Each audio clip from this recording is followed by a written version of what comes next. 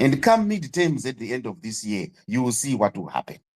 So we need to have a situation like that where we as the people know that if we don't do anything, if we wait for these charlatans to come and boast in front of us and do all these things and create all these theatrics, we will not achieve anything.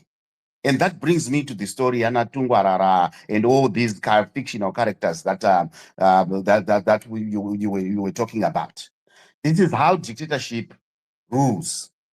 They will create all these characters, these superheroes who are brave to say things in front of the people, who are careless, who are reckless about what they say.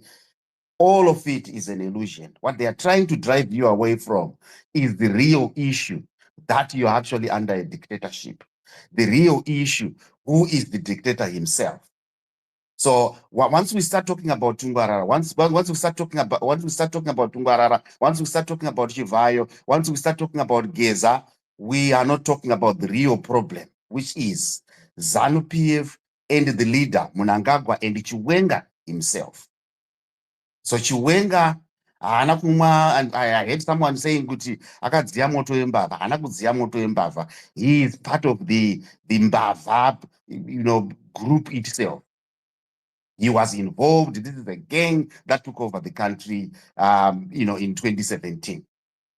And Mnangagwa is not looking for a third term. He's actually in his third term at the moment as we start.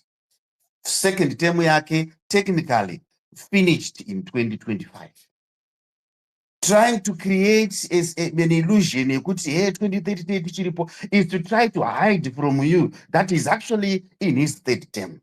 Count the number of years he has been in power so far, and count the number of years he's going to be. You would have been in power by 2028 when we hold the elections. You will see that these are people who have always tampered with the constitution to make themselves last in power. These guys took over the country by a coup in 2017. Saka talking about him being in his second term, hey, is just an illusion, just so you forget what they did. They, flaunted the constitution. They sort of, broke the constitution down into pieces, tore it up and threw it out of the window. So at the moment, we are dealing with a lawless cabal.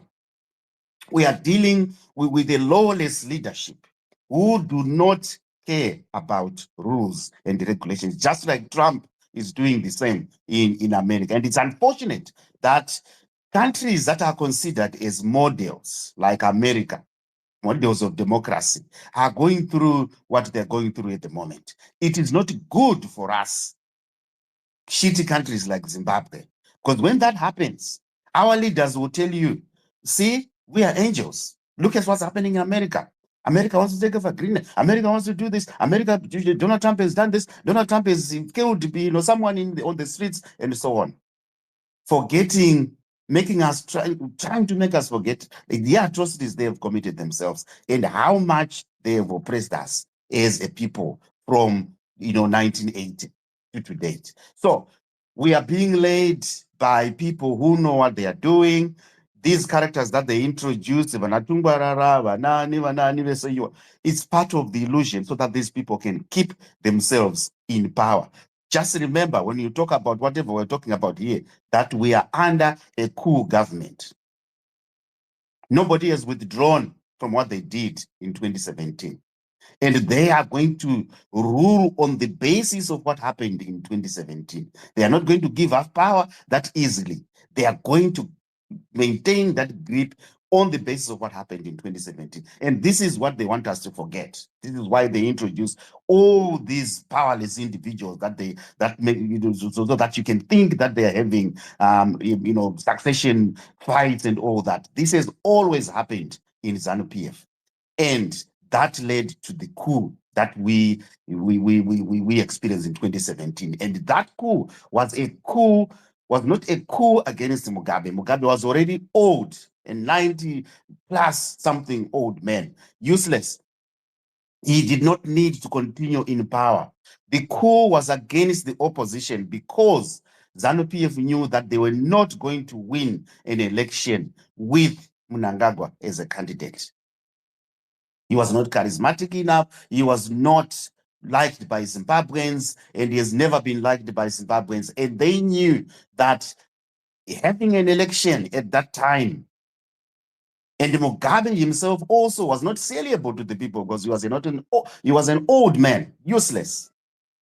They knew they were going to lose an election at some point if the situation remained the same, and therefore they disrupted the whole situation and instituted this coup just to maintain their grip on power.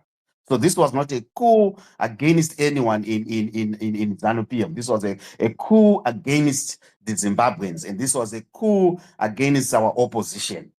And what we have today confirms what I'm saying.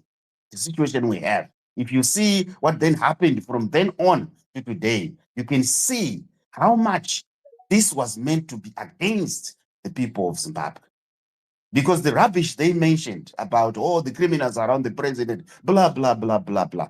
What can you say now when you talk about, oh, we're trying to remove the criminals around the president? What can we say now? The whole system is a criminal system. There's no one around anyone. They are all members of the same family. They are all members of the same gang. There's no one who can be said to be around anyone. They are part of the same system.